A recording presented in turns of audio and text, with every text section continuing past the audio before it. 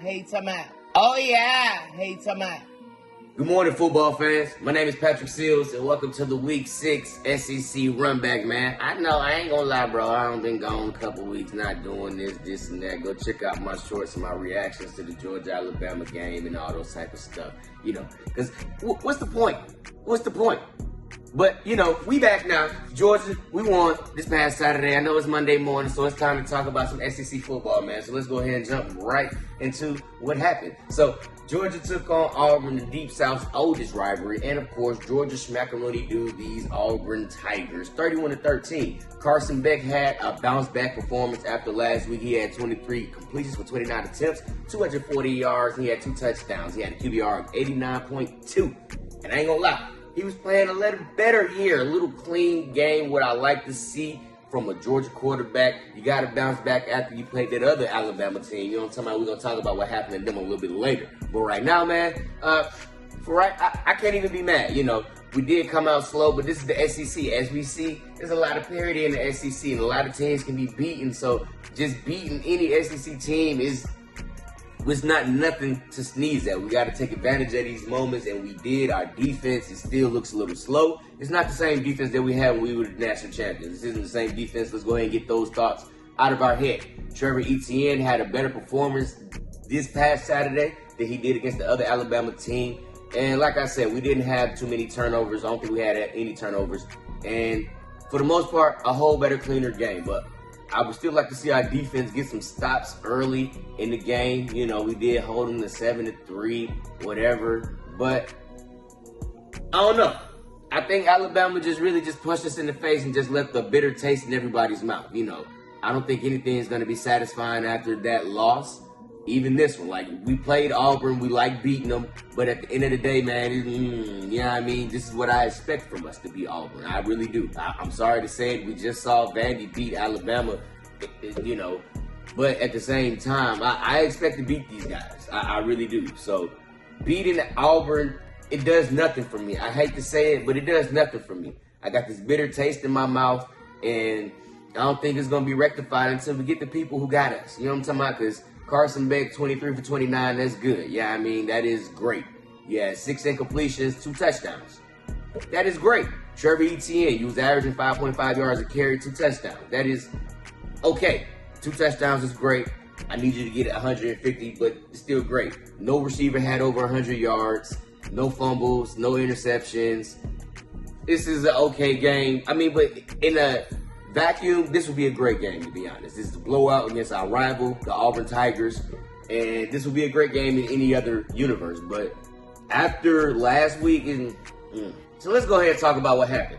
So, Alabama lost, number 1 in the nation, after beating Georgia last week.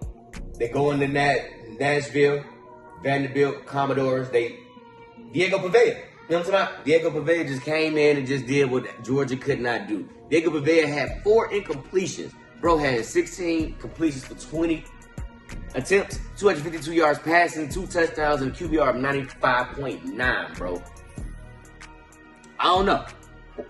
It is so bittersweet to watch this and to talk about what happened, because I only caught the tail end of it. But even though, you know, Nick Saban said that one of the easiest places to play in the SEC is Vanderbilt, and Alabama lost. Number 1 in the nation got knocked out by an unranked SEC team, man. This is the first time I believe that Vanderbilt has beaten Alabama of this magnitude in this caliber game. And Jalen Milroe, he looked kind of pedestrian, I guess. He still had 300 yards passing. You know, he only had 1 touchdown. He had an interception, 18 completions, 24 attempts. But at the end of the day, they lost. And that's the only thing that matters. These stats, that's good for trying to get you in the NFL. But, you know, for Alabama fans, I'm pretty sure they'll take a W over stats any day of the week. Just ask them. So, yeah, Diego Pavetta, congratulations. You balled out. What else can I say? You balled out, man. You did what Carson Beck couldn't do, hasn't done.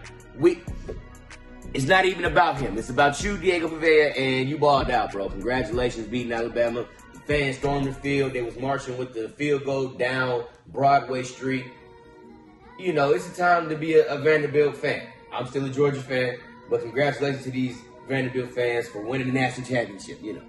because this is the biggest moment that you guys are gonna have, hopefully, because you still gotta play us. You still gotta run through the rest of the SEC and win. Big up Vale, we gonna be locked in on you now, bro. So live in the moment, enjoy it.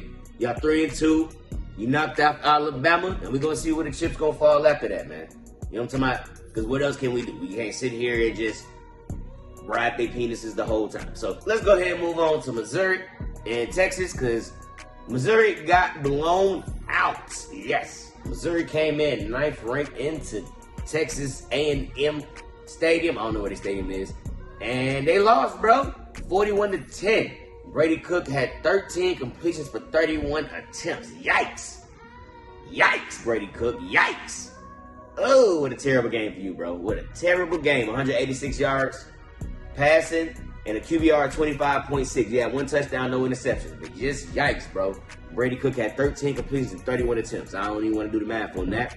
And Texas A&M Le'Veon Moss had 12 carries for 138 yards rushing and 3 touchdowns.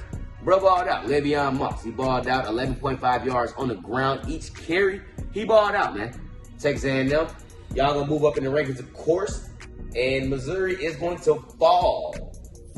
First loss of the season for Missouri. It's only 2 teams that's undefeated. Well, it's only 1 team now that's undefeated in the SEC, and that's Texas. They didn't play this past Saturday, along with LSU. LSU and Texas had a bye week, and neither of those teams played. But of course, other teams played in the SEC. Other teams played in the SEC, like, we got to talk about it. Tennessee. Number 4 ranked Tennessee went into Arkansas and got punched in the face. They had a dogfight. I'm going to be honest, this was a knockdown, drag-out defensive game. They went into the half. 0-3 Arkansas. That is a type of football that you don't get to experience on a regular basis every day. You know what I'm talking about? You don't get to see this type of football. This is the defensive struggle. Every inch matters. Nothing gives until the end. And that's pretty much what happened. You know what I'm talking about? It's pretty much what happened. We're going to pull up these recaps to see. So, it looked like Malachi Singleton scored an 11-yard run and 2-point conversion failed with 2 minutes and 3 seconds left in the game. And Tennessee couldn't do nothing with it. Tennessee had a chance to go back down the field, and they couldn't do it. Shouts out to Arkansas. I know this is going to boost up y'all morale when y'all play the big dogs that y'all have to play, known as Alabama, LSU, Texas A&M. Look like they're going to be a formidable foe for y'all again this year. And Arkansas, congratulations, because y'all knocked out the only team that was undefeated. You know what I'm talking about? Because, you got Alabama, you got Tennessee. They got to play each other eventually. Tennessee and Alabama going to have to play each other, and I'm going to be sitting front row watching that game, just like I was front row watching this game, because this was every inch mattered, bro. Like, this is the type of defensive game that players, you don't get this that often, man. I wish I could pull up the stats on the sacks that they was giving out, but I can only just look at the fumbles. It was 2 fumbles. Arkansas fumbled the ball twice, and then Tennessee fumbled the ball once. Oh, there go the stats. Okay. So, Tennessee had 2 sacks and 7 tackles for losses. Arkansas had 4 sacks and 4 tackles for losses. Tennessee had 2 pass deflections, and Arkansas had 3 pass deflections. No interceptions. No interceptions at all. Just a good defensive game in that first half, man. And then the levees broke in that second half, and it was all she wrote. Arkansas, they got that last touchdown in the last 2 minutes, and Tennessee couldn't do nothing with it. Arkansas time of possession was 35 minutes and 29 seconds. Tennessee time of possession was 24 minutes and 31 seconds. So obviously, Arkansas held the ball longer than Tennessee. Take that what you will. And they won the penalty battle. They had 6 penalties for 45 yards. Tennessee had 10 penalties for 60 yards. Tennessee, we will see you guys too. So after you get done playing your Alabama game, we get done playing our little Florida Gator game, we will be seeing y'all soon in Tennessee.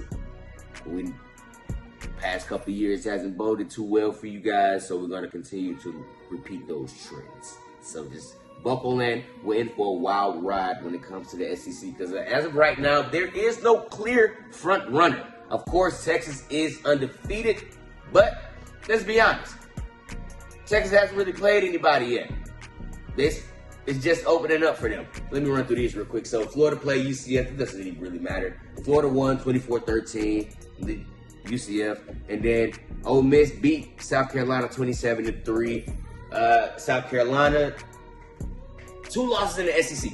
2 losses in the SEC. Ole Miss bounces back after last week, and so this is where it gets good now. You know what I mean? This is where it gets good for these football programs because we got some interesting football to be played in the next couple of weeks. Next week we got Florida, Tennessee. Of course, Tennessee might just roll over Florida, bounce back. We got Ole Miss versus LSU.